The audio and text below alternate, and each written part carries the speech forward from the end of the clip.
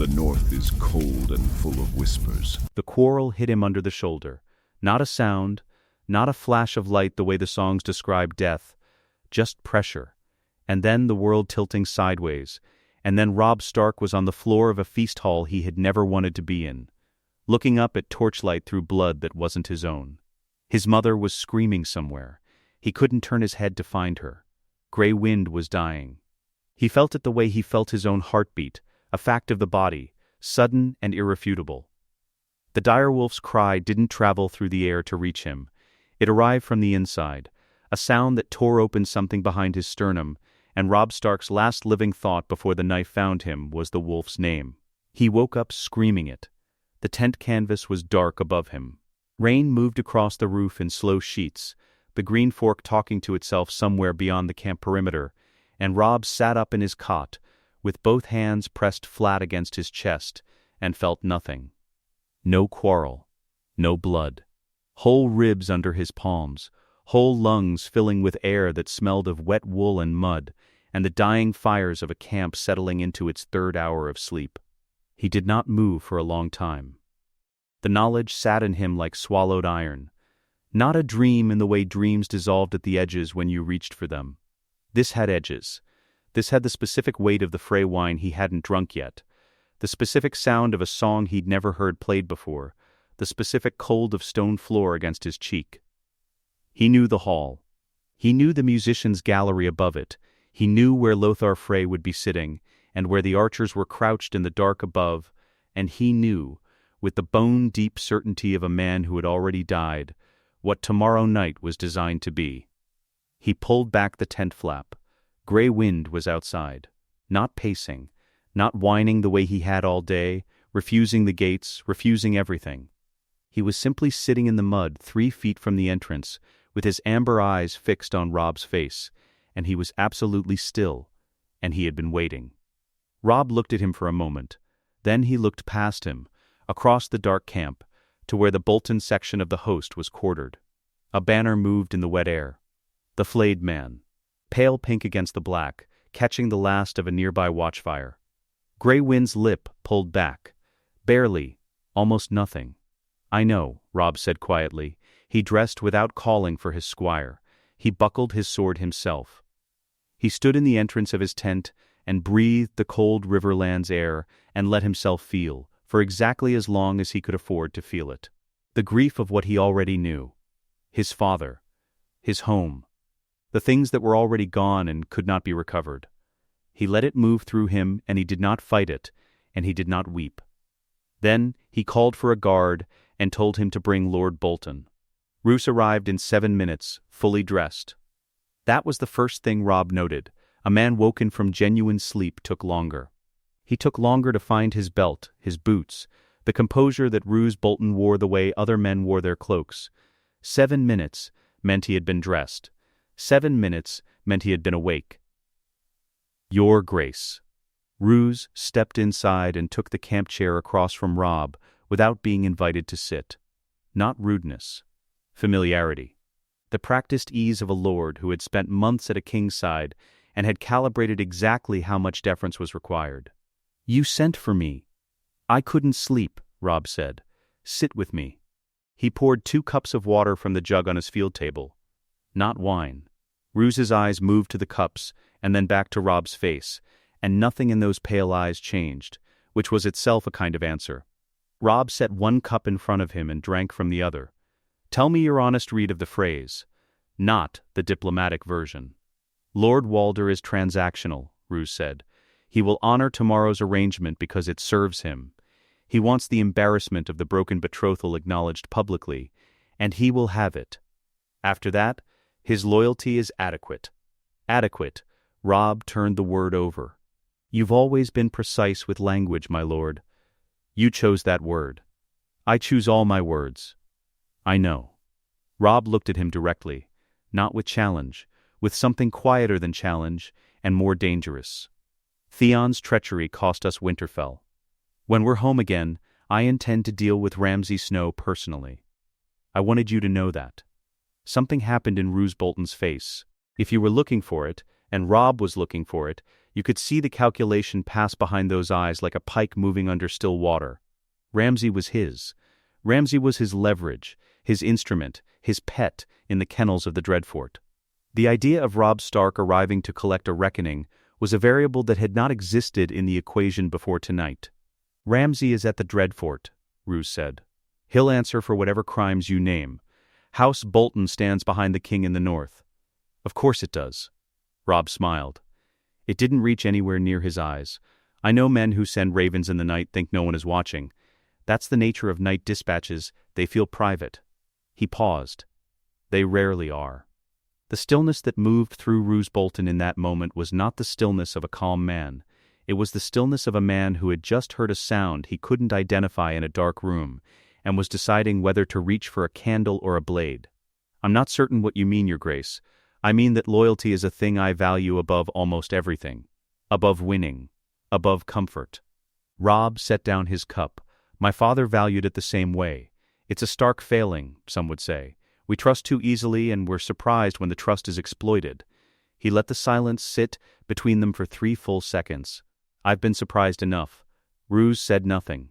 "If any man in this camp has been corresponding with Tywin Lannister," Robb said, "I need to know now, not at the feast. Not after the ceremony. Now, tonight, in this tent, between 2 men who have ridden together for 2 years and can speak plainly." Roose Bolton met his eyes. He did not blink.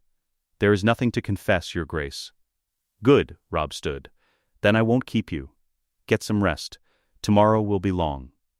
Roose rose, inclined his head correctly, and left. Robb stood at the tent entrance and watched the flap settle behind him. He listened to the footsteps cross the camp mud, heading back toward the Bolton quarters, unhurried, even, the footsteps of a man who had heard nothing he needed to act on tonight. Grey Wind had not moved. He was still watching the direction Roose had walked, long after the sound had gone. He wasn't growling anymore. That was somehow worse. Robb sat back down at his field table. He pulled a sheet of parchment from the document case, uncapped the ink, and held the quill for a moment above the blank page. He did not write to his lords. He did not write to his mother, sleeping in the women's quarters of the castle he would not let himself enter before tomorrow. He wrote to Mage Mormont, already riding toward the neck. He wrote to Howland Reed. He gave orders. Not suggestions, not requests. Orders, in the clipped language of a man who has already decided and is now simply transmitting the decision to the people who will carry it. When he finished, he sealed both letters, set them beside his sword, and did not try to sleep again. Outside, Grey Wind sat in the rain and watched the dark. He woke them an hour before dawn, not his steward, not a herald. Robb went himself, tent to tent, in the rain, and he spoke quietly at each entrance and waited, and when the men came out blinking and reaching for weapons they didn't need, he told them the same thing in the same low voice counsel. "Now, my tent. Leave your squires." The Great Yon arrived first because the Great Yon always arrived first to anything that smelled like trouble, with the unerring instinct of a man built entirely for it. He filled the tent entrance with his shoulders, and looked at Robb's face, and sat down without a word, which was the most remarkable thing Jon Umber had done in recent memory. Catelyn came next. She had not been asleep. Robb could tell by the way her hair was still pinned, the way her candle had already been burning when he'd scratched at her tent canvas. She sat across from the Greyjon and folded her hands on the field table and looked at her son with the careful attention of a woman who had learned, over 2 years of war, that the specific quality of Robb's silences meant specific things. This silence she had not heard before. Blackfish Tully was last. He stepped inside and pulled the flap closed behind him and stood against the tent pole with his arms crossed, because Brynden Tully had never sat down in his life when standing would do equally well. "Where's Edmure?" he said, "coming separately." After what?" Robb looked at all 3 of them. The candle between them was the only light. Outside, the camp breathed in its slow collective sleep, and the rain on the canvas was steady and private. "I have information," Robb said, "about tomorrow night." He had considered, for the hours between Roose's departure and this moment, how to say it. He had rejected prophecy. He had rejected vision. He had decided on the only frame that would make soldiers act rather than question. Intelligence. A source.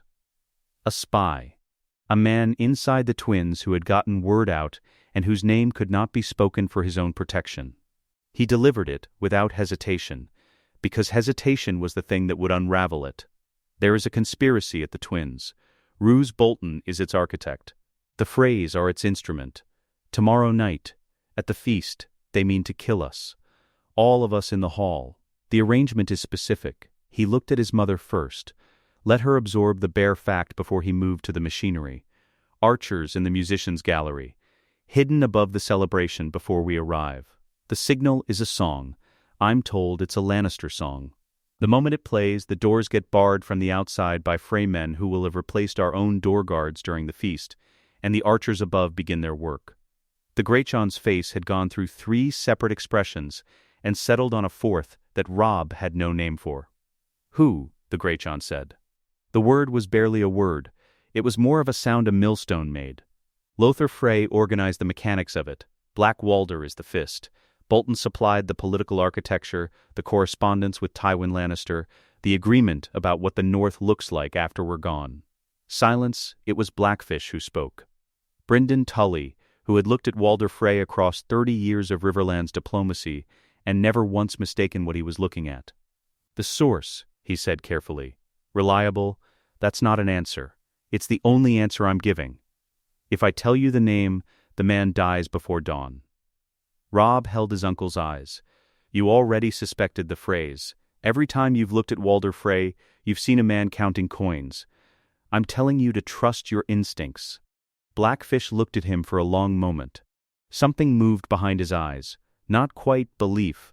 Not quite the hard riverman cynicism that had kept him alive through 3 decades of Westerosi politics. Something closer to recognition. He nodded. Once, Robb turned to the Greatjon. I need 500 of your men tonight. Quietly. No banners. No torches. Where? The Bolton camp. Jon Umber's jaw moved. He was doing arithmetic. The political arithmetic of what it meant to move against a sworn Lord of the North with steel and no trial.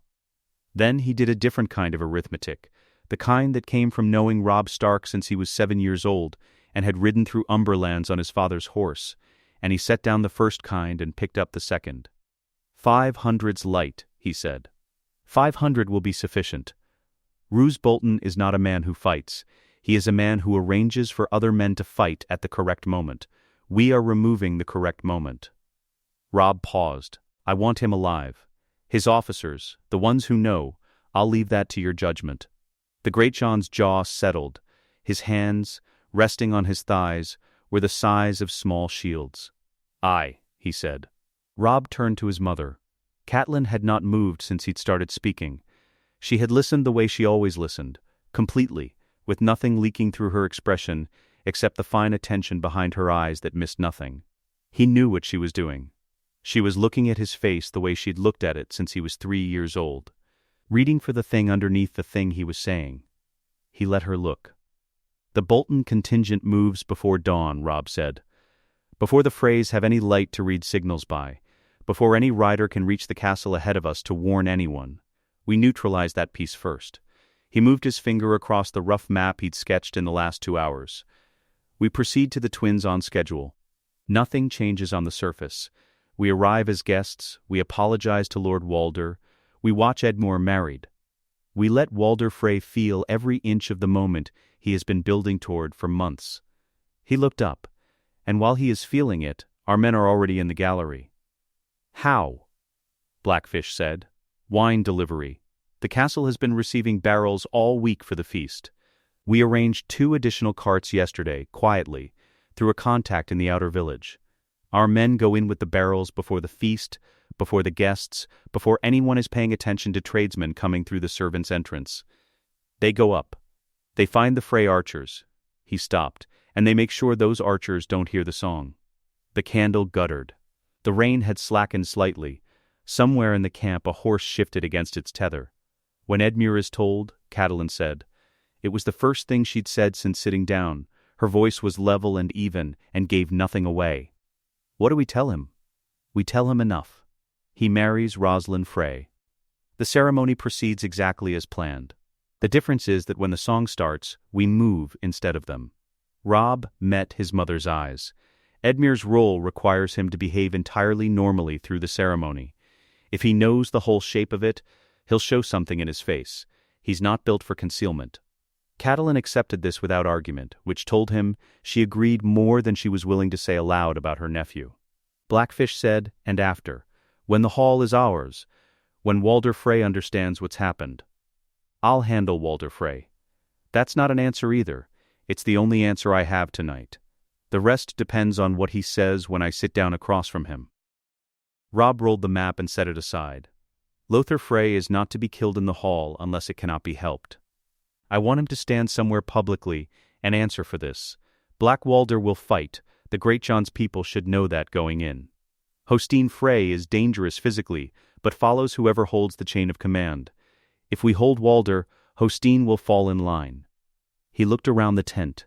His lords. His mother. The candle throwing long shadows across all of their faces. 3 phases, he said. Bolton. Before dawn. The gates. On schedule. The gallery. Before the song. He paused. If any piece of this fails, we fall back to the camp and we march north without the wedding. We lose the Frey alliance and we lose nothing else. He said this flatly, as a fact, as if losing the Frey alliance was the numerical equivalent of losing a boot on the road. But it will not fail. The Great Jon stood without being dismissed. He was already thinking about which 500. He ducked through the tent entrance and was gone. Blackfish followed without a word, which meant he was already planning, which was as close to a formal endorsement as Brynden Tully gave. Robb began assembling the papers he would need to give Edmure. He did not look up when he became aware that his mother had not moved. Robb, he looked up. Catelyn was watching him across the field table. In the candlelight her face looked the way it had looked when he was small and sick, and she had sat at his bedside through the nights, except the expression was wrong. Not afraid for him. Afraid of the distance between what she recognized and what she was seeing. "You're going to get us killed," she said. Not a prediction. An old fear reaching for language. "No," he held her eyes. "I'm going to get us home, Mother," he said it the way a man stated a thing he had already done. Not a promise seeking her permission. A report from a future he intended to build tonight, with 500 Umbermen and the correct placement of archers in a gallery above a feast hall that would never play its song. Catelyn looked at him a moment longer. Then she stood, and straightened her dress, and walked out into the rain to find Edmure. 2 hours before dawn. The Great Jon moved like something the forest had made, rather than a woman. This was the remarkable thing about Jon Umber, the thing that men who hadn't campaigned with him didn't understand until they saw it. The size was deceptive. People looked at those shoulders and assumed loudness in all directions. But Jon Umber had spent 40 years hunting in the last Hearth Woods. And the woods had taught him that the most dangerous thing a large creature could do was move without announcing itself. He had passed that lesson to the 500 men now spreading through the camp's eastern quarter, in the dark, in the rain, without torches, without a single voice above a breath. Robb walked behind the first line of them. He had told himself he would stay back. He had constructed a reasonable argument about kings and exposure and the chain of command. He had stood outside his tent for 40 seconds, and then he had followed the Great Jon anyway, because he needed to see Roose Bolton's face when the man understood, and no argument he could build was stronger than that need. The Bolton camp had its own watchfires. 3 of them, correctly spaced, tended by 2 men each. The Great Jon's advance men reached the fire tenders first, from behind, in the textbook fashion of men who had learned their trade on actual nights rather than practice yards. There was no noise. The fires kept burning. The camp kept sleeping. The Bolton officers were quartered in 4 tents arranged in a square around Roose's own. Standard configuration for a lord's personal guard. 2 men per tent, 6 tents for the inner officers, which meant 12 men who knew what tomorrow was built to accomplish and would need to be prevented from accomplishing it. Robb watched the Great Jon's people work their way through the square. He watched and said nothing, and kept his breathing even, and did not look away from any of it. because he had decided in the hours of planning that a king who ordered a thing was accountable for witnessing it. That was what separated what he was doing tonight from what Roose Bolton had arranged for tomorrow. Not the violence, which was a tool and nothing more, but the willingness to stand in the same air as the consequence of his own decisions. It took 11 minutes. When it was done, Robb walked to Roose Bolton's tent and pulled the flap open and went inside and sat down in the camp chair across from the sleeping cot and told the 2 Umber men behind him to wait outside. He waited in the dark. Gray wind had followed him from the tent. Now the direwolf stood at the entrance, just inside the flap, watching the cot with an attention that had nothing animal in it, or rather, it was entirely animal, which was the thing that made it absolute. Roose Bolton woke the way he did everything, quietly and with full faculties. His eyes opened, and he lay still for a single breath before he turned his head and found Robb sitting 3 feet away in the dark. There was no lurch, no gasp. His body registered the situation and filed it and moved on. "Your Grace," he said, conversational, as if this were a scheduled appointment. "My Lord Bolton." Robb rested his forearms on his knees. He had left his sword sheathed, which he knew Roose would note. The absence of a drawn weapon was not mercy. It was information. "I don't need the blade. Don't reach for anything." Gray wind is particular about sudden movements. Roose looked at the direwolf for the first time. Something moved in his pale eyes. Not fear, precisely recognition. The wolf was twice the size of a large hound, and it was looking at him with the focused dispassion of a thing that had already decided and was simply waiting for the command. Roose sat up slowly and placed his hands on his thighs where they were visible. "Methodical," Robb said. "You've always been methodical. I used to think it was admirable. A lord who doesn't panic, who takes the long view." He paused. "I understand now that it's something else. It's the particular patience of a man who is always planning 3 steps ahead of the current conversation." Roose said nothing. "Waiting, Tywin Lannister wrote to you in the 3rd month of our march," Robb said. "His offer was the wardenship of the North. Everything that was ours, granted to you in exchange for delivering us to him without requiring Lannister troops to cross the neck." He watched Roose's face. "You negotiated the terms for 2 months. The final arrangement included the legitimization of your bastard. Ramsay Snow would become Ramsay Bolton, Lord of the Dreadfort, with Lannister backing. That was the price you settled on." He stopped. "A son's name, for a king's life." The stillness that moved through Roose Bolton was total. He had gone beyond the composure he wore publicly into something underneath it, something structural. The way a man stopped performing calm and simply became the cold thing the performance had always been mimicking. "You have no proof," he said. "Correspondence alleged by an anonymous source isn't evidence a maester can certify. Words spoken in a tent in the dark before a battle aren't treason any court would prosecute." "I don't need a court." Robb held his eyes. "I had a court at Riverrun and I used it properly, and Rickard Karstark died with his head off, and 2,000 Karstark swords went home, and we are sitting in a camp of 3,000 men because of it. I understand the costs of courts." He leaned forward slightly. "I also understand that proof for a maester and proof for a king are different instruments. You knew this. You counted on me needing the first kind when I only need the second." Roose made one more attempt, because he was methodical, and the method required exhausting the available options.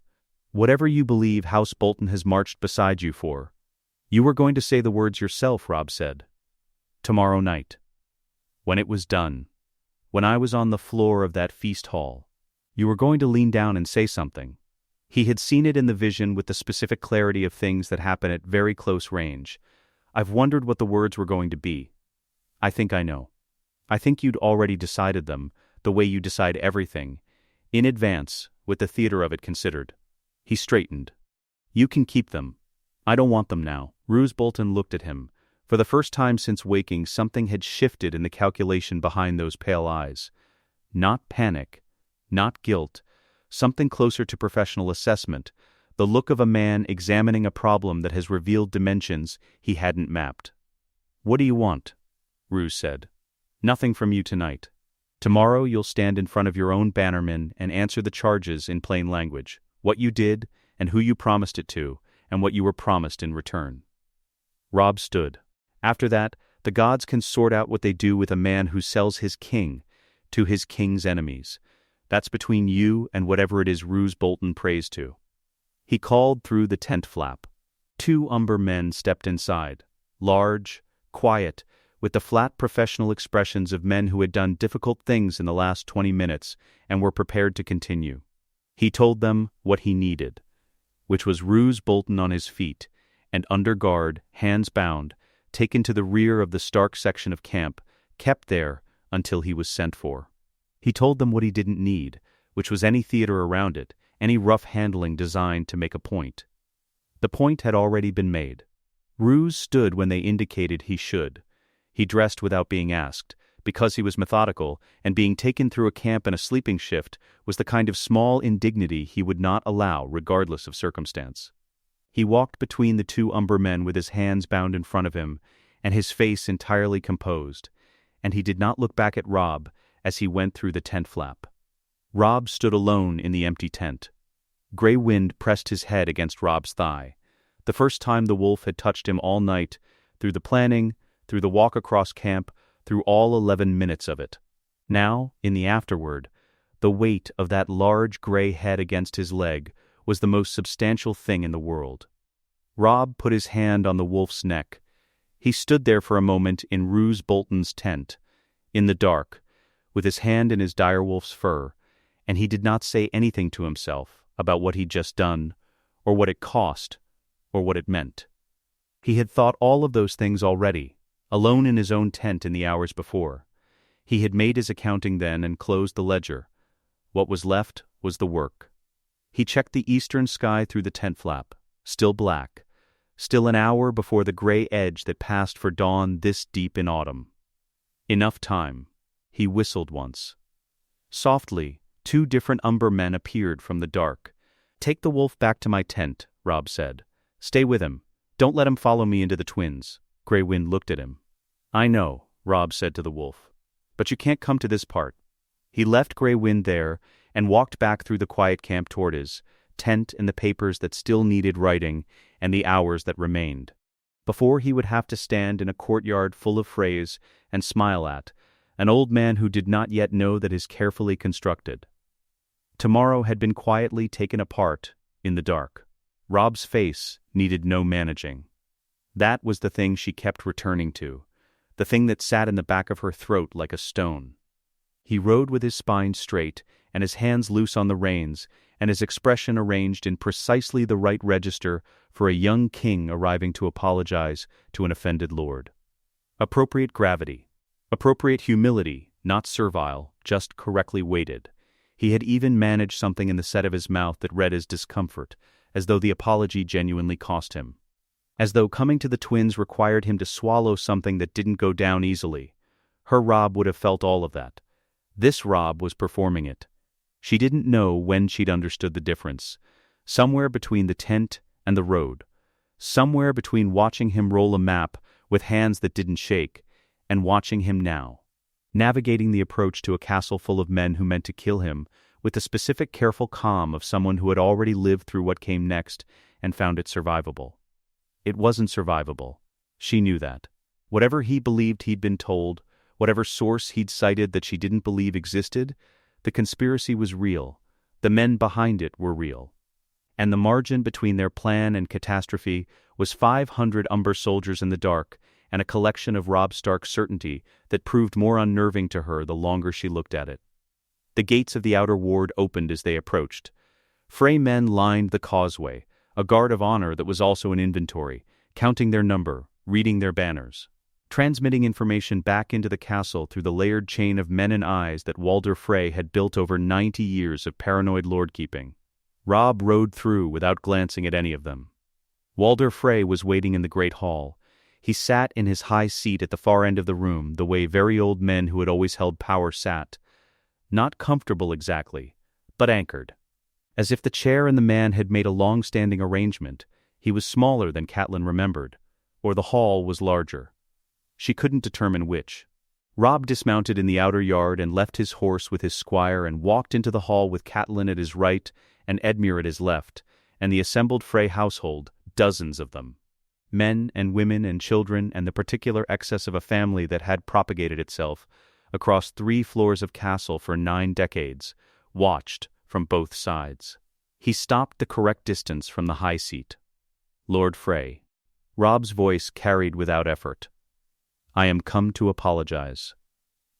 What I owe you is an accounting, and I will give it plainly.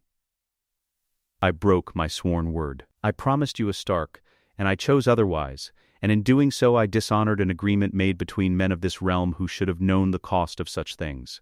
He paused. I was wrong to do it. I ask your pardon, before your household, and before the gods.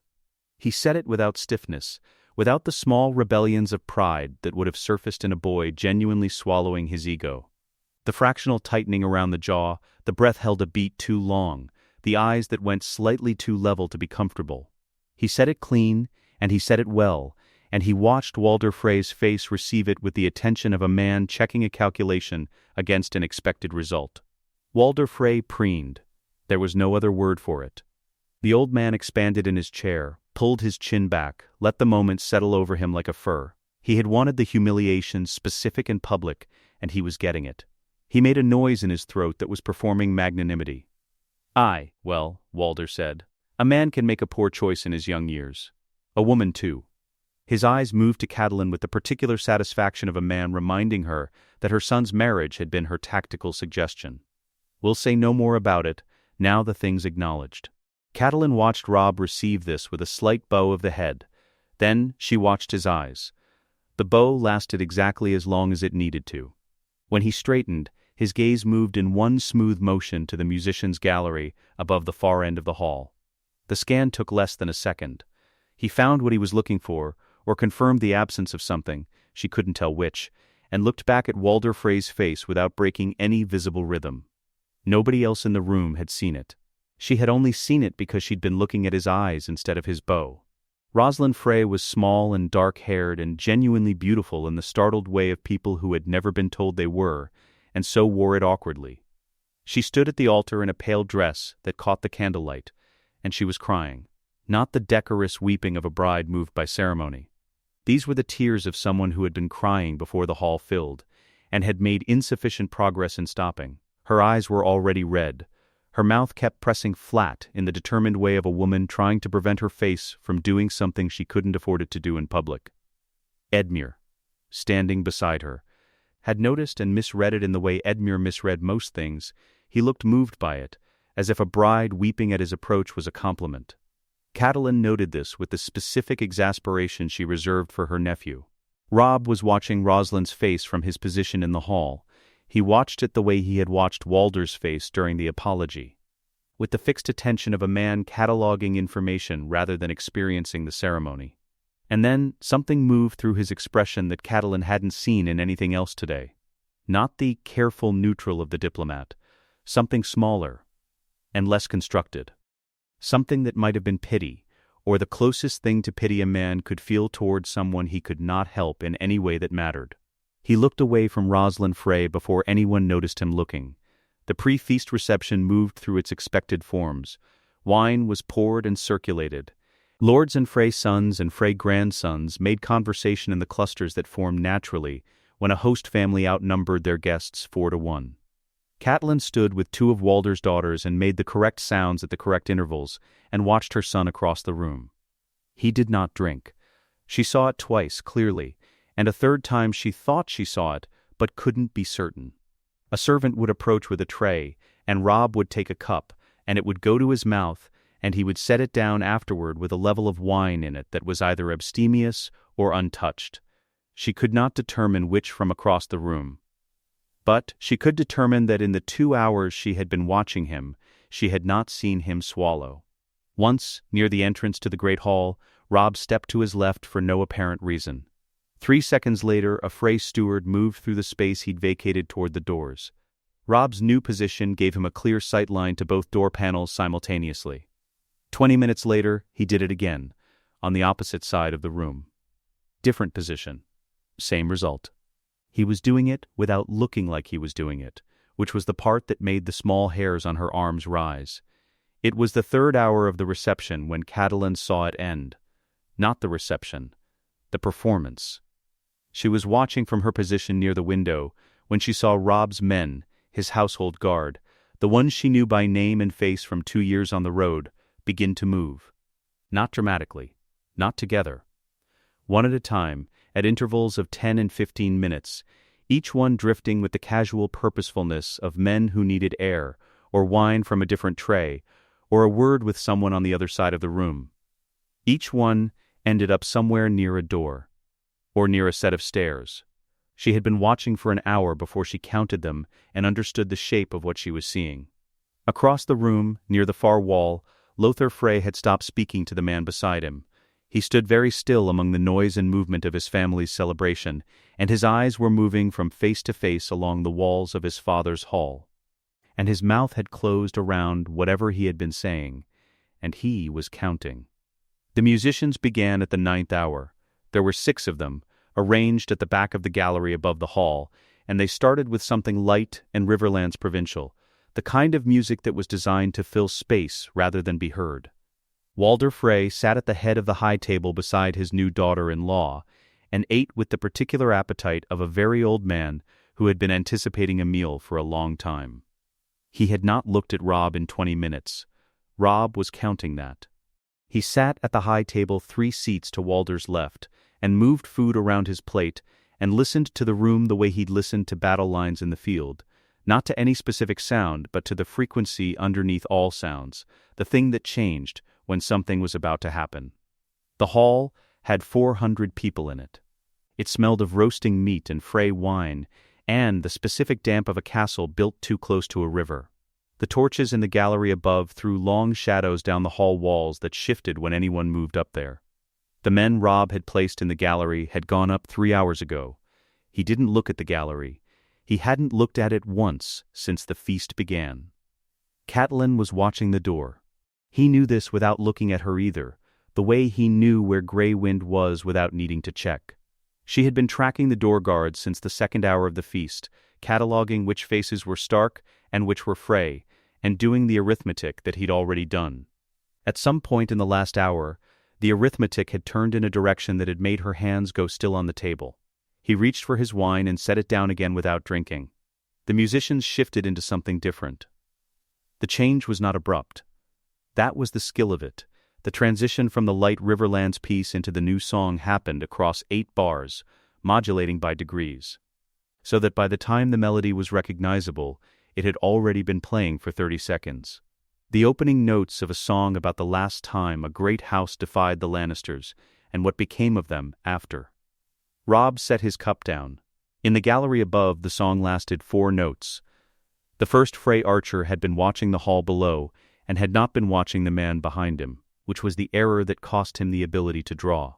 The second had his bow already raised, and was correcting his aim, when the Stark man to his left took his elbow and redirected it toward the ceiling. The third and fourth were together, talking, not yet at their positions, and they went down before the 5th even understood what was happening to the men beside him. 11 seconds. The gallery went quiet above a hall that was still eating, still talking, still pouring wine, still entirely unaware that the mechanism above them had been removed. At the doors, the Frey guards moved. They had a job, which was to take the positions of the Stark men currently stationed there and slide the iron bar across the brackets. The Frey guards moved to do this job with the confidence of men performing a rehearsed action, and they found Stark soldiers already standing in the brackets, not moving, not stepping aside, watching them come. The lead Frey guard stopped. He looked at the man in front of him, and then at the man beside that man, and then at the wall where the iron bar was, and then back at the first man. He put his hand on his sword hilt without drawing. "Move aside," he said. "No," the Stark soldier said. That was the whole conversation. Robb stood. He did not push back his chair suddenly. He set down his knife first, and then his cup, and then he placed both hands flat on the table and pushed himself upright with the unhurried deliberateness of a man rising at the end of a meal that had gone exactly as long as it needed to. The song was still playing, 3 musicians still playing it, the other 3 having stopped at intervals and not yet been noticed. He looked down the table at Walder Frey. The old man had heard the song start and had smiled into his plate. The smile was still there. It had been there for the last 12 seconds, feeding on its own anticipation, and Walder Frey had not yet looked up, because when you were 90 years old, and the most gratifying moment of the last 3 years was happening precisely on schedule, you let yourself enjoy the private seconds of it before turning to watch the results. Robb waited. Walder Frey looked up. The smile went through several versions of itself in the space of a breath. The first version, still confident. The second, reading the room.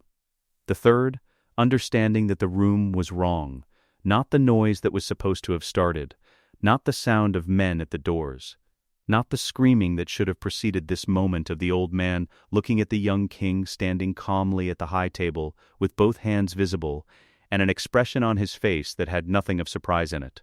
No version of this smile survived. "Lord Frey," Robb said. His voice was conversational, pitched for the nearest people, not the hall, because what he said next was not for 400 people. It was for one. "I had the most vivid dream last night." Lothar Frey was already moving. He had been reading the room a full minute before Walder had, because reading rooms was his function in the family machinery, and what he'd been reading had been going wrong since the gallery went quiet in a way that galleries did not go quiet during songs designed to signal mass murder. He rose from his seat with the specific urgency of a man who couldn't run, and knew it. A man whose lame leg had never been a problem until this exact moment when every second of movement cost him more than he could afford. He made it 3 steps. 2 Stark men materialized from the space between a column and a serving table and took him by the collar with the economy of people who had been watching his specific chair for the last 2 hours. They lifted him. His lame leg swung. He made a sound that was not quite a shout, the sound of a man beginning a shout and then thinking better of completing it in a room that was no longer his. Black Walder moved faster. He was at a table halfway down the hall, and he came up off the bench with a blade already clearing its scabbard, because Black Walder had been watching the gallery since the second course, and had seen something up there he couldn't account for, and he had decided in the way of violent men that the correct response to things he couldn't account for was to begin moving before the thing resolved. He was 3 steps from the nearest Stark man when the Greatjon arrived. Jon Umber had been sitting 9 feet away at a table that put his back to the wall and his eyes on the room, and he came off his bench at a speed that shouldn't have been possible for a man of his architecture. He took Black Walder's sword arm at the wrist, one-handed, and stopped it. Not with leverage. With the simple structural fact of Jon Umber's grip, which was a thing men had tried to break in competitions at 3 separate tourneys and had not managed. Black Walder said something through locked teeth. The Greatjon said nothing. He applied a steady and increasing pressure in the direction of the floor until Black Walder's knees went down. Hostine Frey was near the side doors. He was a formidable man and a legitimate warrior, and he fought with the honest ferocity of someone who hadn't been part of the planning but was absolutely going to die defending his family's hall if it came to that. He took 2 Stark men off their feet before a third and fourth hit him from the side simultaneously. He broke one man's nose with his elbow on the way down. He didn't stop moving until there were 4 men on top of him, and they were wrenching his sword arm behind his back far enough that continuing was going to cost him something structural. He stopped. Ryman Frey was near the far wall when the hall turned, and Ryman Frey's instincts, honed across 50 years of being Walder Frey's heir, were entirely political rather than martial, which meant his instinct was to move rather than fight. He moved well for a large man.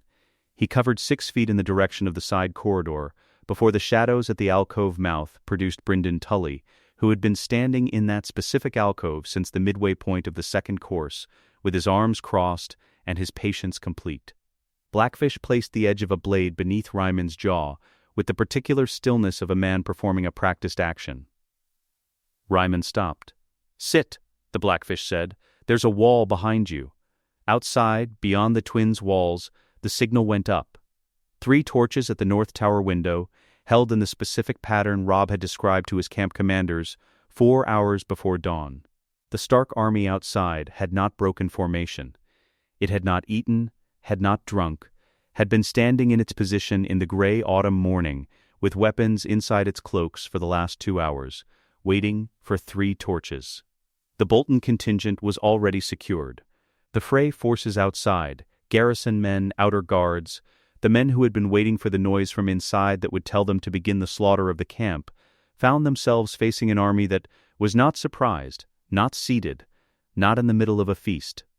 They found themselves facing it from multiple directions simultaneously.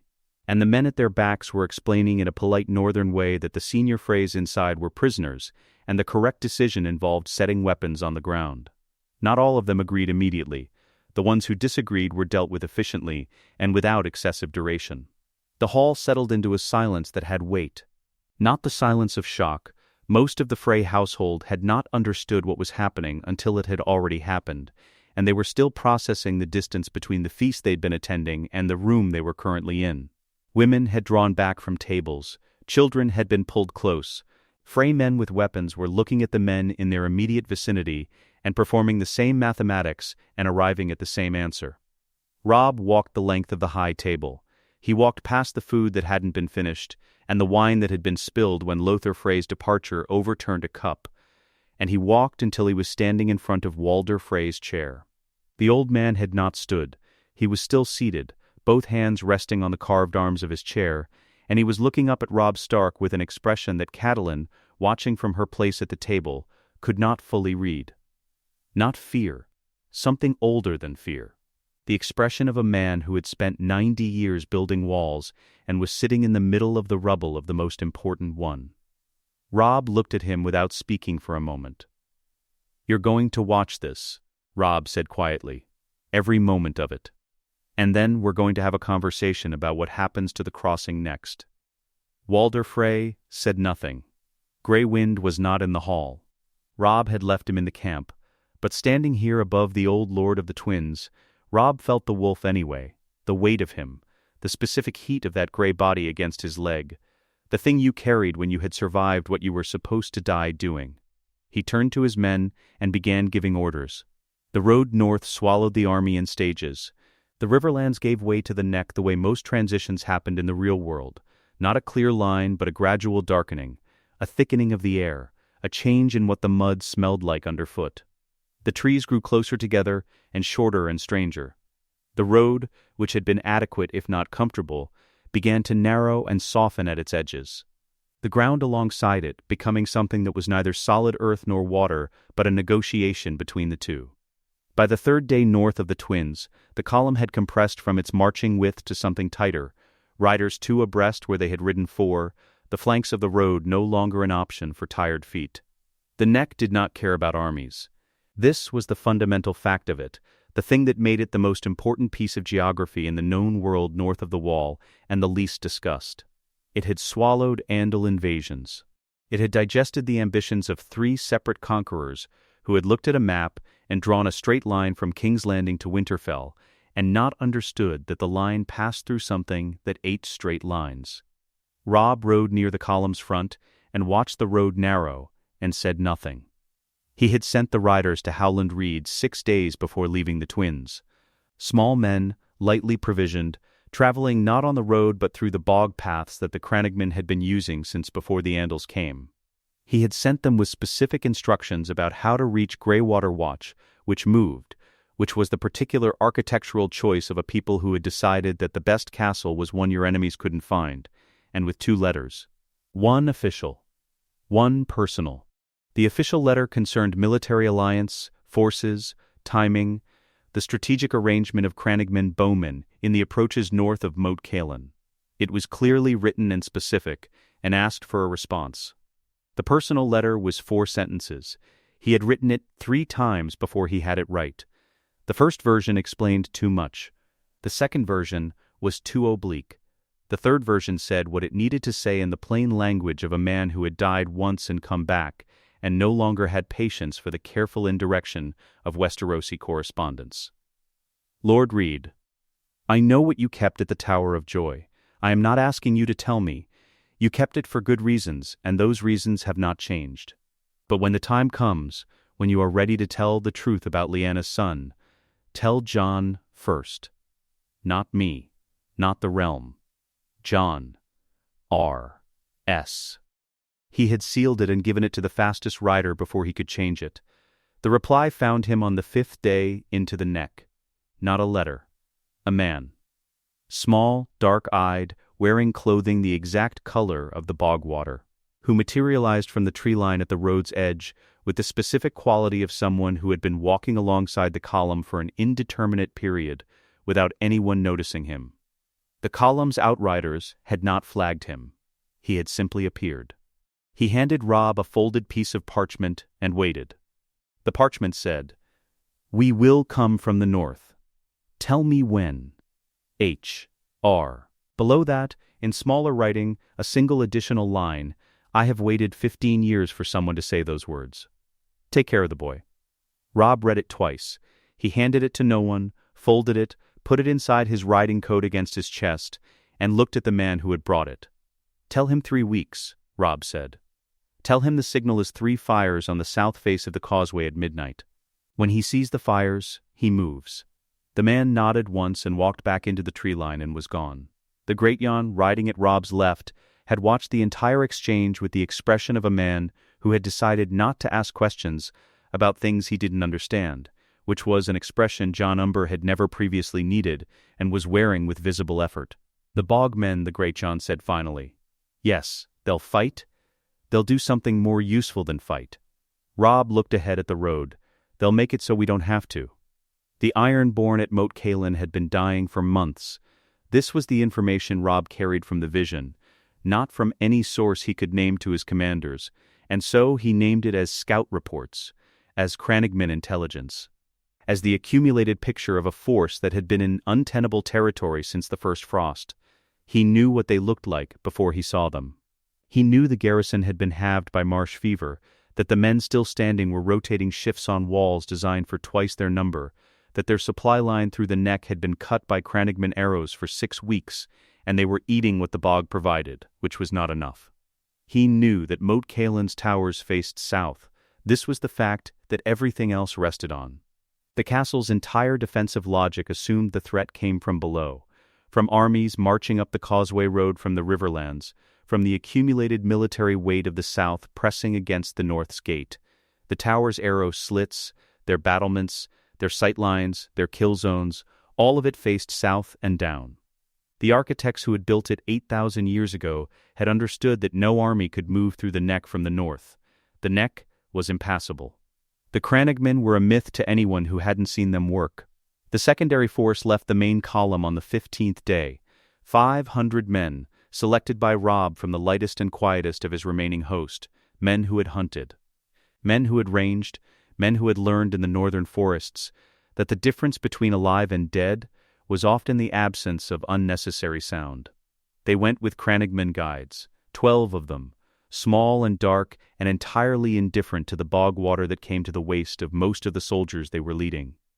They went north, off the road into the neck's interior, following paths that were not paths in any way a southerner would recognize. Robb stayed with the main column. He let 3 days pass. 3 days of visible, deliberate movement up the causeway road, banners raised, drums beating the march rhythm, the full noise of an army making no effort at concealment. He wanted the Ironborn garrison to see him coming. He wanted them sending ravens south toward Iron Islands that no longer had anyone at home to receive them, because the King's Moot had happened, and Euron Greyjoy was pointed at Essos, and the Iron Islands had never cared very much about what happened to men left behind in the north. On the 4th night, he lit the fires. The attack from the north lasted 4 hours. The Crannogmen came through the bog in the dark, and they came silently, and they came from the direction that had no arrow slits, because no arrow slits were necessary there, because nothing came from that direction, because the neck was impassable. They proved it wasn't. The garrison's northern walls were not watched, because there was nothing to watch for. And the men who had been posted there were not at their posts, because the fever had taken 3 of the 4, and the 4th was asleep. By the time the garrison understood the shape of what was happening, the Crannogmen were inside. From the south, Robb's main force pressed against the gates. Not assaulting, pressing, maintaining presence, maintaining noise, giving the garrison's remaining attention somewhere to go while the walls above them became occupied by people who had no business being there. The Ironborn commander was a man named Ralph Kenning, who who had held Moat Cailin with the specific stubbornness of a man who had run out of options and could not bring himself to admit it. He was standing on the south battlements when he became aware that behind him there were people who should not have been able to get behind him, and he turned, and he saw crannogmen on the walls and Starkmen at the gates, and a garrison that had 37 functional soldiers remaining and could not hold both directions simultaneously. He held out for an additional hour out of principle, which cost him 4 more men, and then he sent a flag. Robb rode to the gate. Kenning came out alone, which took a certain kind of nerve, the kind of nerve the Iron Islands reliably produced in men even when they had nothing left. He was hollowed out with fever himself. Robb could see it in the way he stood. The way his eyes sat too deep in his face. He looked at Robb across the causeway with the flat assessment of a man determining whether the person in front of him was worth dealing with. "The castle is yours," Kenning said. "What's the arrangement?" "You walk to the sea," Robb said. "Your men walk with you. Weapons stay here. I will not harm you, and I will not hold you. And I will give you provisions for the road because you look like you need them." He paused. "Tell Euron Greyjoy that Moat Cailin is reclaimed. If he wants it back, he can come himself." Kenning looked at him for a moment. "He won't come," Kenning said. "I know. He doesn't care about this place. Doesn't care about the North." A pause. The honesty of a sick and exhausted man with nothing left to perform for. Didn't care about us either. Robb said nothing to that. Kenning went back inside and organized his men, and they came out 40 minutes later in a column that was half the garrison it had been 3 months ago, thin and sick and moving, with the stubborn mechanical quality of people who had decided to keep moving because stopping meant admitting how close they were to not being able to. They filed past Robb's forces without incident. The crannogmen watched from the walls with their dark eyes and their bog-colored clothing, and made no sound. When the last Ironborn was through the gate, Robb rode in. He stood on the causeway at the top of Moat Cailin's central tower. His men were raising the banner below, the direwolf of House Stark going up the pole where the Kraken of Greyjoy had been for 2 years. The castle's occupants having apparently not bothered to take it down at any point, which told him something about the quality of morale in the last months. The wolf went up and caught the wind and straightened and flew north toward Winterfell. He looked north. He had not done this since the tent at the Twins. He had been looking south, at the problem, at the machinery of what had to happen. He had been looking at his lords, and at the road, and at the faces of his men reading for the signs of exhaustion and the edges of morale. He had been looking at maps and at letters and at the particular blank composure of Roose Bolton's face in the final seconds. He had not once looked north. He looked north now. The neck spread out below him in every direction, brown and gray and wet, the bog stretching to both horizons under a sky that was beginning, finally, to mean winter. Beyond the neck, past the horizon, was the north. Winterfell was 500 miles beyond that horizon. The burned towers and the stripped stones and the ruined godswood that he had not seen and had been told about by men who had. In voices carefully modulated to give him the information without the full weight of it, as if he could receive facts about his home being destroyed in pieces, without the pieces assembling into the whole. He let himself feel it. He stood on the causeway of Moat Cailin with the direwolf banner flying above him, and he looked north, and he felt the whole shape of it, the burned great hall. The empty kennels, the godswood in whatever state it was in, the hot springs still running because the springs didn't care what happened to the stones above them. He felt the particular grief of a home that had been unmade in your absence, the specific helplessness of having been elsewhere when it happened. He felt his father's death, which he had been carrying since before the vision, since longer than he could name. He felt his sisters. He felt the version of himself that had ridden south from Winterfell 2 years ago, on a horse and an idea. He let himself feel all of it for exactly 1 minute. Then he turned from the battlements and went back down the tower stairs and found the Greyjon waiting at the bottom. "Get them moving," Robb said. "We march within the hour." The column went quiet 3 miles out. No order was given. No signal passed down the line from front to back.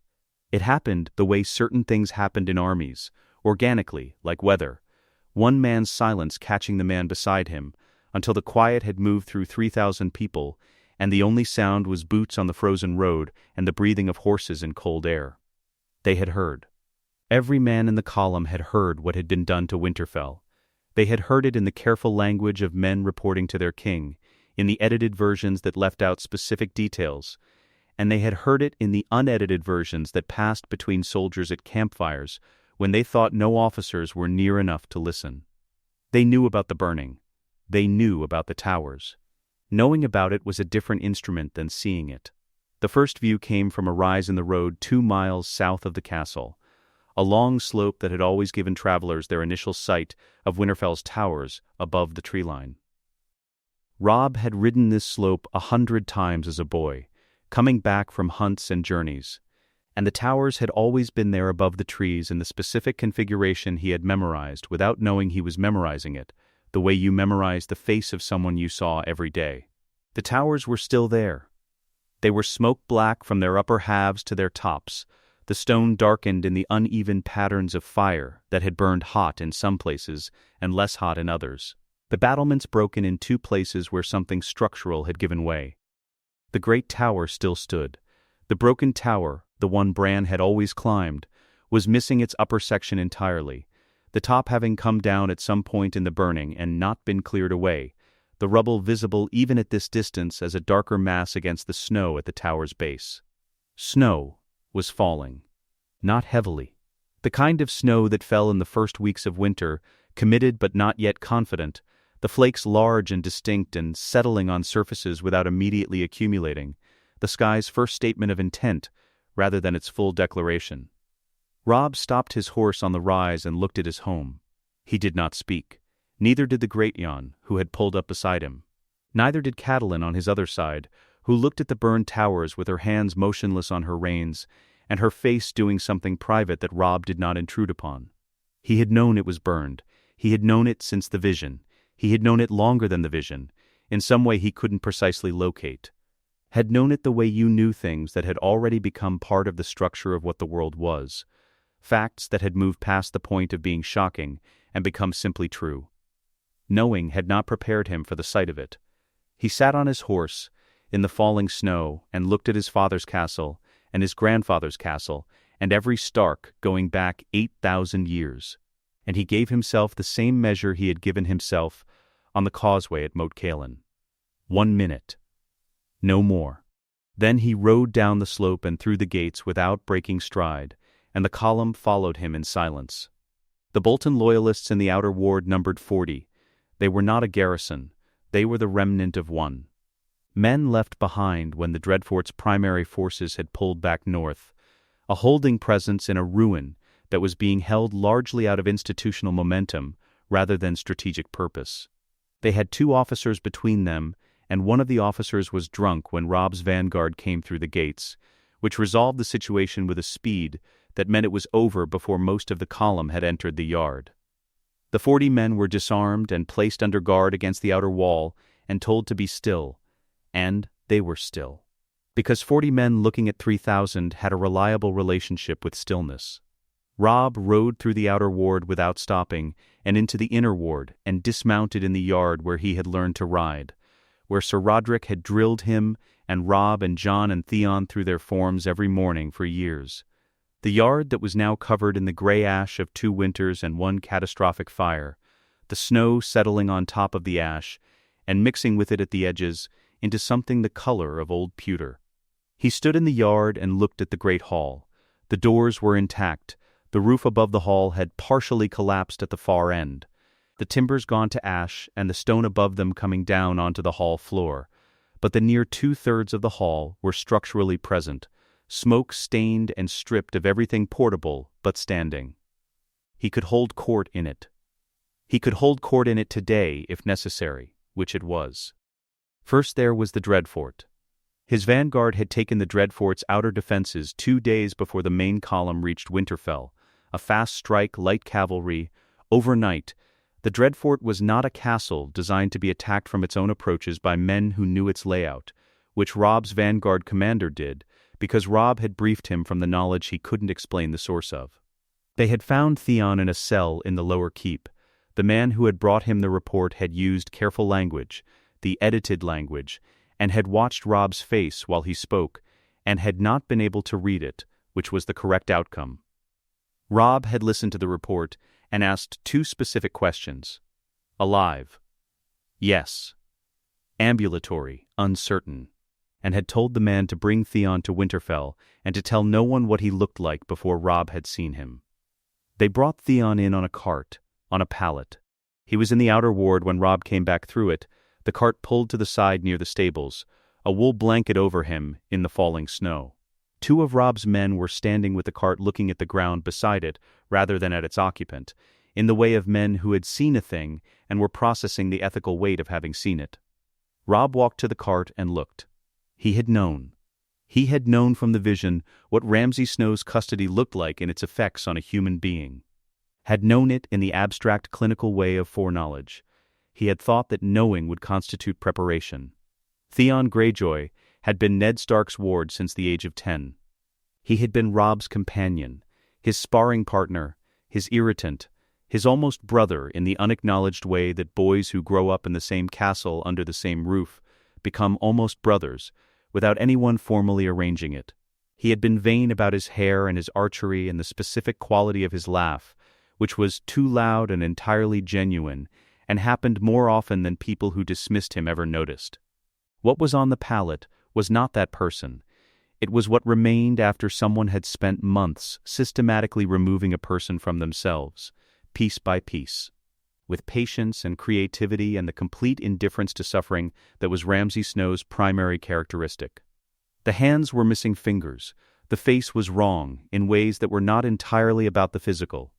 The eyes, when they moved with the constant checking quality of something that had learned that stillness was safer than action, and invisibility was safer than stillness.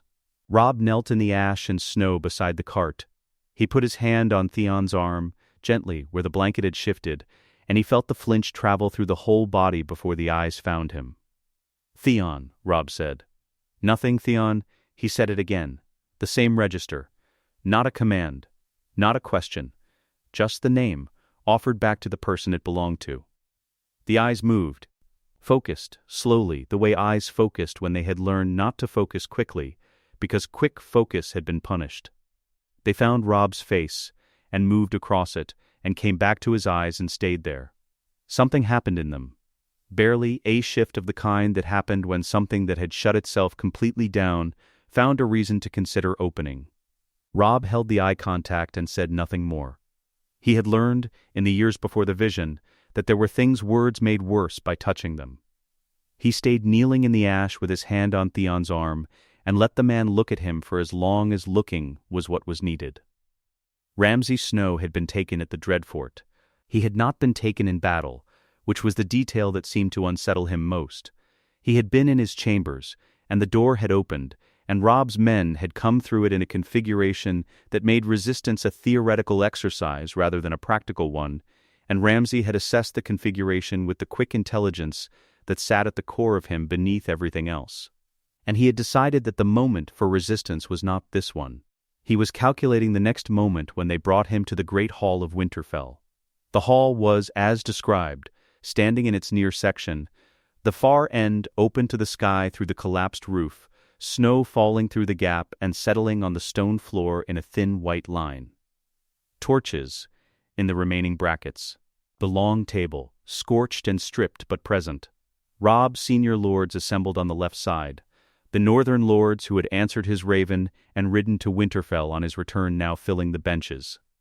Ramsay Snow walked in between two guards and looked at the hall the way he looked at everything, calculating the exits, the numbers, the ratio of what was possible to what was not. He was handsome in the way of men whose handsomeness sat on top of something wrong, a pleasantness of feature that registered first and then retroactively felt like a deception once you understood what the features were packaging. He found Robb at the head of the table and looked at him with the eyes of a man performing assessment. "Your Grace," Ramsay said. The courtesy was genuine in its precision and entirely empty of its content. Robb looked at him. "You burned my home," Robb said. "Ironborn burned your home." Ramsay's voice was reasonable, measured, the voice of a man who understood that the current situation called for a particular performance and was delivering it. "I simply took what was left." "No," Robb said it without heat. "They set the fires. But you were already inside them, directing them, before Theon's men put torch to anything. You manipulated a fool into an act of treason, and then used the treason to do what your father arranged and what you carried out. He let this sit. You are responsible for what happens in your orbit. That's what makes you a Lord's son, and that's what makes you an oathbreaker. And that's what makes you an outlaw of the North. Ramsay tried the smile. It was a specific smile, calculated, the one that said, I know what you want from me, and you will find I am harder to produce it from than you expect. He had used it on a great many people in a great many circumstances, and it had served him consistently. I'm not going to make you afraid, Robb said, and his voice had the flat quality of a man stating a fact about weather. I'm not going to make you confess, or beg, or perform. I'm going to make you answer for what you did in front of witnesses, and then I'm going to do what a king does when an outlaw stands in his hall. He paused. The witnesses are present. The record will state what you did to this castle and what you did to the man in the cart in the outer ward. The maester has it down. That's sufficient. He stood. Ramsay Snow, for the first time since entering the hall, had run out of the next calculation. The performance had been declined, which removed his primary instrument. What was left was the fact of the hall, and the fact of the witnesses, and the fact of Robb Stark standing with his sword drawn and no theater in his face at all. He said nothing. Robb gave him no time to find something to say. The execution was swift and entirely without spectacle. The hall was silent. The snow fell through the gap in the ceiling and settled on the stone floor and accumulated in its thin white line, and the witnesses saw everything there was to see, and the record was made, and when it was over, Robb handed the sword to his man and told him to clean it, and walked out through the main doors of his father's hall into the winter yard.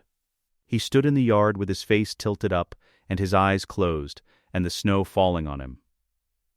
After a moment, Grey Wind pressed his head against his hand. The Raven reached King's Landing 3 days after leaving the twins.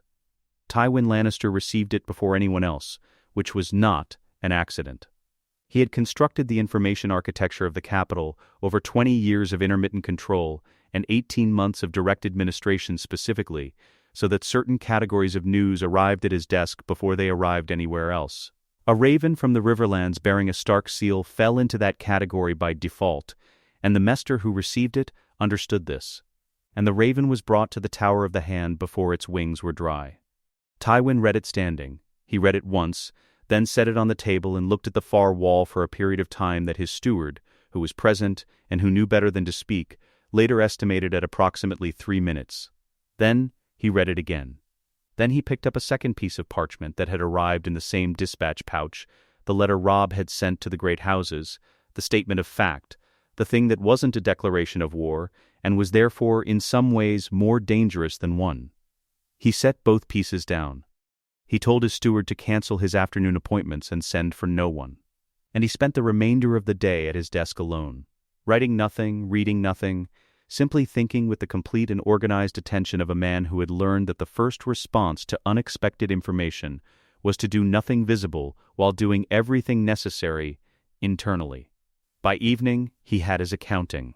The Red Wedding had cost him nothing directly.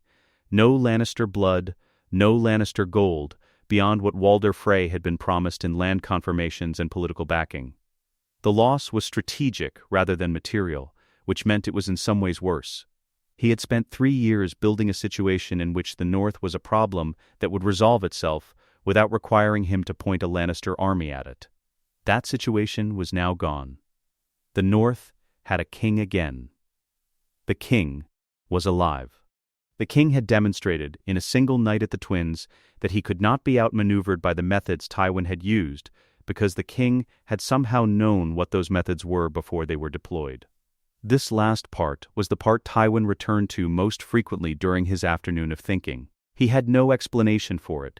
He did not waste time on explanations he couldn't produce.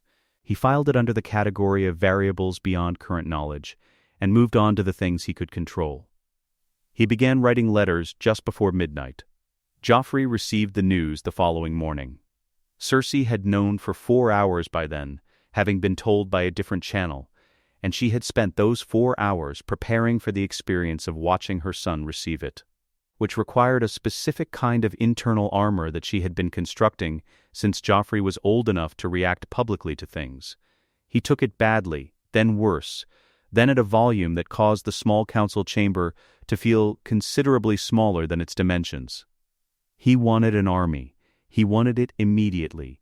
He wanted to march it north himself, personally, which was the part that caused Cersei's hands to close on each other under the table. He used the word immediately several times in the first 30 seconds, and the word head in contexts that made 2 of the lesser council members shift in their seats. Tywin said nothing for the duration of this. He waited with the patience of a man who had learned that Joffrey's initial reaction to things burned itself out faster when it wasn't interrupted, and that interrupting it produced a secondary reaction that was less predictable than the first. He sat at the council table with his hands flat on the wood, and his face doing nothing, and he let the king exhaust himself. When Joffrey finally stopped, breathing hard, his face the color of something that had been left in the sun, Tywin spoke. "We do not march north," he said. 5 words. The authority in them was not performed. It was structural, the way a wall was structural, not threatening to fall on you but simply present, and you could throw yourself against it if you chose to, and it would remain a wall. Joffrey opened his mouth. Tywin looked at him. Joffrey closed his mouth. The council meeting lasted another 40 minutes, during which Tywin outlined what would actually happen, which was not a march north and was not a direct military response of any kind, and the council members who understood strategy well enough to follow the logic nodded at appropriate intervals, and the ones who didn't stayed quiet, and Joffrey sat at the head of the table and radiated thwarted energy in the direction of the ceiling. Alone in his solar that night, Tywin did the deeper accounting. He was not afraid of Robb Stark. Fear was not a productive instrument, and he had trained himself out of it at an age when most men hadn't yet trained themselves into it. What he felt was something more precise, the specific discomfort of a man who had identified an opponent capable of surprising him, which was a category he kept very short. He wrote to the remaining Karstarks. Lord Rickard was dead by Robb's own hand. That wound was fresh enough that the Karstark men still carried it. They had abandoned the host in the field rather than serve beside the man who had executed their lord, and they were currently occupying their northern lands in a posture of hostile neutrality. Tywin's letter offered them nothing crude. It offered them legitimacy, confirmation of their holdings, Lannister backing against any future Stark reprisal. It was an invitation to become exactly what they had already become, enemies of Robb Stark, but with the full weight of the Iron Throne formalizing the arrangement.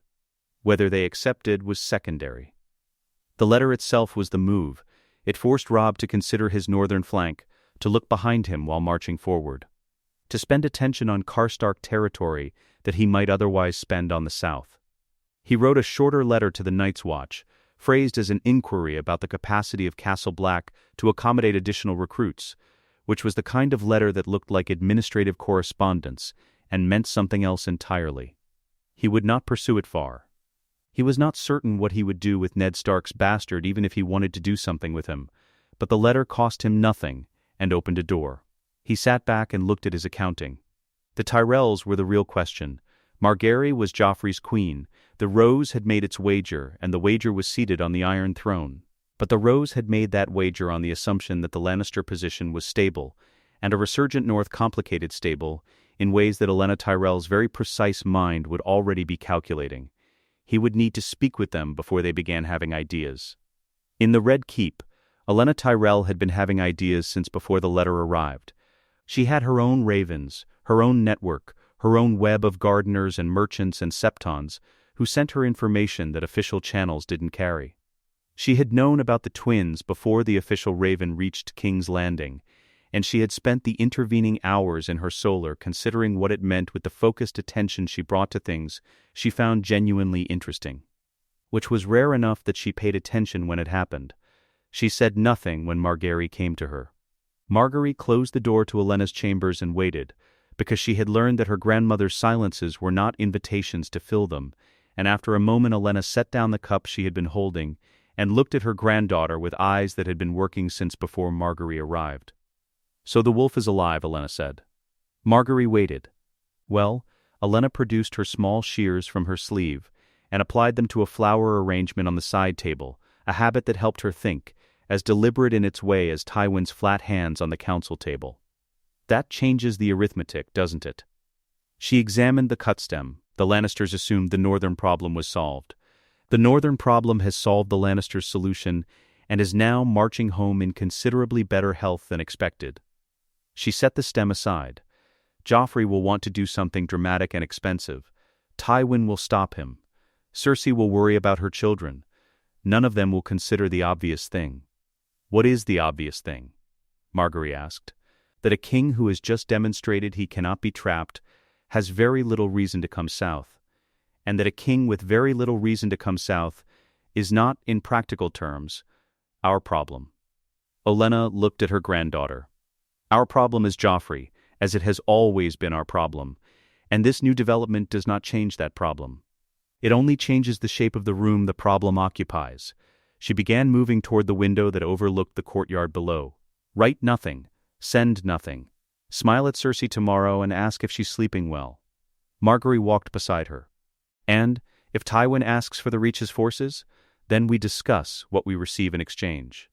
Which is what we always discuss. Olenna did not look away from the courtyard. Robb Stark is not asking us for anything. A man who isn't asking for anything cannot be refused. That's a diplomatic position I find enormously restful. At Dragonstone, Stannis Baratheon received the letter in his war room. He read it once. He set it down. He picked it up and read a specific passage again. The section describing the operational details of the counterstrike at the Twins, the preemptive movement against Bolton, the positioning of men in the gallery before the feast. He set it down again. Davos Seaworth, standing near the window, watched Stannis read it twice and said nothing, because he had learned over 20 years that Stannis's relationship with news was private, and intrusive questioning was a quick path to a cold afternoon on the battlements. Stannis said he moved against Bolton before the feast. So it reads, Your Grace. A pause. Stannis looked at the map on his wall, the map with the pieces on it, the pieces that were not where he needed them to be. He looked at the north, which had a wolf's head pin in it that had not moved in weeks, and now needed to be considered differently. The man can plan, Stannis said. Not warmly. Stannis said almost nothing warmly. But Davos, who had learned to read him across 2 decades of service, heard the register underneath it, the register of a man who respected something he hadn't expected to respect, which in Stannis was the closest approximation to being impressed that the man's constitution permitted. He said nothing else about it. He moved a different piece on the map and went back to his own problem, which was the wall, and what was beyond it, and the night that was coming for everyone regardless of who held what castle south of it. At the Water Gardens, the coastal retreat a few miles from Sunspear, where Doran spent his days among the sound of children playing in the pools, the Prince of Dorne sat in the last warmth of an afternoon and held the letter without reading it again. He had read it 3 times. He had the text in his memory, which retained things with the particular fidelity of a mind that had spent 20 years planning, and had learned that details were where plans lived or died. His water clock measured the silence at 4 minutes before he spoke. "Leave me," he said to the attendant at his side. He sat alone with the sound of children drifting over the walls with the late sun, and he thought about Elijah. He thought about what it meant that the man who had just outmaneuvered Tywin Lannister was the son of the woman Rhaegar had left Elijah for. Not Jon Snow, not Aegon, but Robb Stark, A. Stark, the family from which everything had unraveled. He thought about the long game and its current position.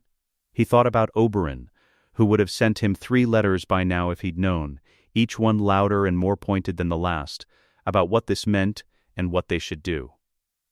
He thought about what a king in the north, who could not be trapped, might eventually want from Dorne. He set the letter on the table beside him and looked at the water. He did nothing visible. He was very, very good at that. They rebuilt the Great Hall's near end in 11 days. Not rebuilt in the sense of restoration. The timbers that had burned were gone, and the stone above them had come down onto the floor and been cleared away. And what remained was a hall that was 3/4 of what it had been, open to the sky at the far end, where the roof had given way, and not yet been replaced. But the hearth drew properly. The long table was there, scorched along one edge, and stripped of its finish, but level and solid. The wolf-head banners were new, fresh-stitched, smelling of new wool and dye. Slightly too bright against the smoke-darkened stone. They would age. Robb sat at the head of the table in his father's chair. It fit differently than he had expected. He had thought about this moment during the march, had imagined it in the spare minutes between councils and decisions, and had imagined something ceremonial about it, something in the act of sitting that would feel like arrival. It felt like sitting in a chair. The chair was his father's and his grandfather's and 8,000 years of Starks before them, and it was a chair, and Robb sat in it and asked for the night's reports, and listened to them, and gave the responses they required. This was what being home turned out to mean. Not a feeling. A resumption. The Great Jon had commandeered the outer ward. He had been organizing it since the day after the column arrived, moving men, assigning work parties, directing the clearing of ash and debris from the yard with the focused energy of a man who dealt with complex feelings by locating something to physically relocate. The outer ward was considerably more organized than it had been in years. Robb had heard his voice 3 times from the hall without being able to make out the words, which meant Jon Umber was operating at his conversational register rather than his operational one. Catelyn sat to Robb's right at the table. She had aged in the 3 months since the twins. Not dramatically, it wasn't the sudden aging of grief that Robb had seen in his father's face after Bran's fall. The way a man could put on a decade between one morning and the next. It was more granular than that. It lived in the set of her shoulders, in the specific quality of the attention she paid to everything around her, which had always been considerable, and was now something more than considerable. She watched Robb the way she watched the hall, with a comprehensive peripheral awareness that catalogued everything and rested on nothing for too long. She had stopped trying to read him. He understood when she'd stopped. It was 3 days after Moat Cailin, when he'd caught her looking at him across a campfire with the expression she used when she was trying to find the thing underneath the thing, and then the expression had changed. Had settled into something that was not acceptance exactly, but was adjacent to it. The thing underneath the thing was not hidden from her anymore. She knew what it was. She had simply decided that knowing it and understanding it were different instruments, and she was still working on the second one. She didn't need to understand it. She needed to live alongside it. They were both learning what that meant. The raven from Riverrun arrived on the 12th day.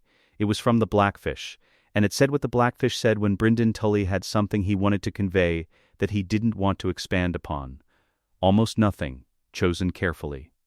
Well done, niece's boy. Don't waste it. BT. Below that, a second line that had clearly been added after a pause, the ink at a slightly different pressure. Edmure's wife cried at the birth of the news and smiled after. She is loyal to him in a way I did not expect and cannot entirely explain. Riverrun is sound. Robb read it and handed it to Catelyn without comment. She read it and set it down. Rosalind Frey, Catelyn said. Not quite a question. She cried at the altar because she knew what the feast was planned to be, Robb said. She had no part in the planning and no power to stop it. She was going to watch her wedding become the thing that ended the Starks, and she couldn't warn anyone and couldn't refuse, and couldn't do anything except cry and hope it showed on her face enough that someone noticed. Catelyn was quiet. Edmure noticed, Robb said. He misread it. But he noticed. Theon was in one of the guest rooms in the Eastern Tower. He was not recovering quickly. Robb had not expected quickly. He had assigned a maester and 2 attendants, and had given instructions that were simple and absolute. Whatever he asks for, provide it. Whatever he doesn't ask for, don't press it, leave the door open rather than closed. Robb visited every other day. He stayed for short periods. He did not bring topics. He brought himself and sat in the chair by the window and let Theon determine the terms of the silence. And sometimes Theon slept through the visit, and sometimes he watched Robb from the pallet with eyes that were gradually losing the constant checking quality, replacing it with something slower and more considered. On the 8th day, Theon had said his own name. Not to Robb, to the attendant who had asked it of him, who had asked it every day since their arrival. He had said it in a voice that didn't sound like his voice yet, rough and uncertain, as a thing that hadn't been used in months. But he had said it. Robb heard the report and had thanked the attendant and walked to the yard and stood in the cold for several minutes with Grey Wind beside him before he went back inside. The Raven to the Wall, to Castle Black, or wherever Jon had ended up in the chaos of the ranging season, had gone unanswered for 3 weeks. Robb had sent it the day after arriving at Winterfell, a short letter. His own hand rather than a maester's. He had told Jon he was home. He had told Jon that Bran and Rickon were alive, as far as could be determined, that Theon had faked the deaths, that they had escaped, that Robb was sending men to find them. He had told Jon to write back. The silence from the wall was not unusual. Ravens were not reliable in early winter, and Castle Black was understaffed, and the watch's communications had been strained for years. But Robb checked for the reply every morning when he came down to the hall, the specific checking of a man performing a routine he doesn't want to acknowledge as hope. It hadn't come yet. On the 14th night, after the lords had gone to their beds, and the hall was cleared of everyone except the servants banking the fire, and 2 household guards at the main doors, Catelyn brought the map. She spread it on the table herself, the large one, the one that showed the entirety of the 7 kingdoms from the Wall to the Summer Sea. She weighed its corners with cups and sat back and looked at it. Robb came around the table and stood before it. He looked at the north first, as he always did, found Winterfell where it always was, in the center of it, connected by lines to everything around it. He found the wall above and the neck below, and the shape of his own territory, which was larger than it looked on maps because maps couldn't carry winter, and winter was the thing that made the north what it was. Then his eyes moved south, past the neck, past the twins, past the Riverlands with River Run marked in Tully colors, and King's Landing marked in the gold of the crown, past all of it, down to the foot of the map where the Summer Sea ran off the edge. He put his finger on Winterfell. He moved it south, the way he'd thought about it during the march, the way he'd thought about it in the tent at the Twins, and on the causeway at Moat Cailin, and in his father's chair in this hall. He traced the road down through the neck, past the Twins, no longer marked in Frey colors, the marking crossed out and not yet replaced, past River Run, all the way south, to King's Landing. He held his finger there for a moment, then he took his hand away. "The South is not my war," he said. He heard his own voice in the empty hall, the fire settling behind him, the snow moving against the high windows. "It was never my war. It was always about this." He touched Winterfell. "I forgot that. I won't forget it again." Catelyn looked at the map. She looked at King's Landing and at Winterfell, and at the distance between them. "And when they come for you?" She said it the way she said things she had already considered from every angle and found no comfort in. "Tywin, the Lannisters. They won't let the North stand permanently. They'll call it rebellion. They'll call it treason. Sooner or later, they'll find someone willing to march. Yes, Robb didn't qualify it. Sooner or later they will. And by the time they're ready to try, winter will be here in earnest." He looked at the map, at the neck, at the wall of geography that stood between the North and everything that wanted to swallow it. Winter has always belonged to us. Every army that has ever marched on the North has learned that before it learned anything else. He paused. "We let them march. We hold Moat Cailin. We make them feed 3,000 men through a bog for a month before they reach our first castle. And when they arrive, they meet men who were born in this and have been waiting for them and are not tired." He looked at her. "They will come. They will not succeed." Catelyn looked at him for a long time. "Your father said things like that," she said, with that same certainty. "I know." Something moved through his face, not flinching from it, meeting it. Father's certainty was about honor. Mine is about ground. He looked at the map one more time. They're different instruments. She reached across and rolled the map and said nothing more about it. He found the letter from Howland Reed waiting on his desk when he returned to his chambers. Not the official one that had arrived weeks ago and been acted upon. This was the second one, the reply to the personal letter, and it had taken longer because it had traveled through hands that moved carefully and left no trail. It was short.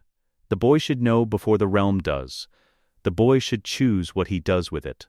I have kept it 15 years for exactly this reason. I am glad you understand. Send for me when the time comes, and I will come. H.R. Robb read it once, then held the candle to it and let it burn over the fireplace grate, watching the words go. He stayed at the window after. The godswood was dark below. The snow had been falling since afternoon, not the tentative snow of the first weeks. Not the large distinct flakes that couldn't commit to accumulating. This was the committed snow, the snow that had decided, falling steadily and without wind in the absolute silence of a northern night. It was covering the yard and the outer walls, and the godswood below in the specific way of something that intended to stay. Gray wind came to stand beside him. He had been in the hall all evening, moving between the fire and the doors with the restless quality that had characterized him since the twins. Not the wolf's old restlessness, which had been directionless, energy without an object. This was different. Watchful, the way an animal watched when it had learned that the threats worth watching for were the ones you couldn't hear coming. Robb put his hand on the wolf's neck. Gray wind was warm under his palm, the fur thick with the change of season, the great head level with Robb's shoulder. Amber eyes on the godswood below, on the dark heart tree visible at the center of it, the white bark strange and pale against the black of the other trees, and the white of the falling snow. Robb thought about his father. He thought about Ned Stark standing at a window in this same tower, looking at this same godswood, the weight of the same lordship on his shoulders, the same land and the same people and the same cold. He thought about what his father had known, and chosen not to say, had protected and kept close, and carried alone for 14 years. He thought about Jon at the wall, at Castle Black, or somewhere near it, a raven waiting for him that he hadn't answered yet, not knowing what was in the letter that had been sent, not knowing what had been waiting in Howland Reed's keeping for 15 years, not knowing who he was. He thought about what it would mean when Jon did know. He thought about all the things he had seen in the vision that he was still carrying alone, the things further out, the things beyond the immediate horizon of castles and lords and banners. He had told no one those parts. He had not told Catelyn about the wall and what was beyond it. Not fully, not the specific weight of it. He had said something coming from the north, and she had accepted it the way she accepted the other things he knew, as facts from a source she couldn't verify and had decided to trust. He had not yet said the word dead. He had not said army. There would be time. There would be a night when he would spread a different map on the table and point north rather than south and tell her everything. And she would listen in the still way she listened, and they would begin planning for the thing that made the Lannisters and the Freys and the Boltons look like domestic disputes between neighbors. But not tonight. Tonight was for standing at his father's window with his father's land below him and the snow falling on the godswood and understanding, for the first time since the tent at the twins, that the weight he was carrying was not going to crush him. He had been afraid of that in the early days, in the planning phase, when the certainty of knowing what was coming had felt less like advantage and more like a stone pressed against his sternum that he couldn't put down. He had been afraid that carrying it would break something fundamental. It hadn't. He was still standing. Gray wind lifted his head. The howl started low, built from the chest, traveled up through the animal's throat with the complete commitment of something that had found its voice after a long silence. It went out through the open window into the night above the godswood, above the burned towers, above the fresh stitched banners and the cleared yard, and the snow that was falling on all of it. Out across the north that was his and had always been his. It was not mourning. It carried no grief, no loss, no lamentation for things that had been taken. It was the sound of something that had been away and was back. The sound of a claim renewed, the sound of a wolf at its own window in its own house in its own land, telling the dark and the distance and whatever was moving in it that this place was occupied again and the occupant had returned knowing what was coming and intended to be ready for it. The godswood held it. Then the snow took it, and the night took it, and it traveled north toward the wall and whatever lay beyond, and eventually the silence came back, but it was a different silence than before. Heavier and more certain, the silence after a statement rather than before one. Robb stayed at the window until the snow had covered the godswood floor completely white. Then he went to bed. Let us know what you'd like to see next. The end.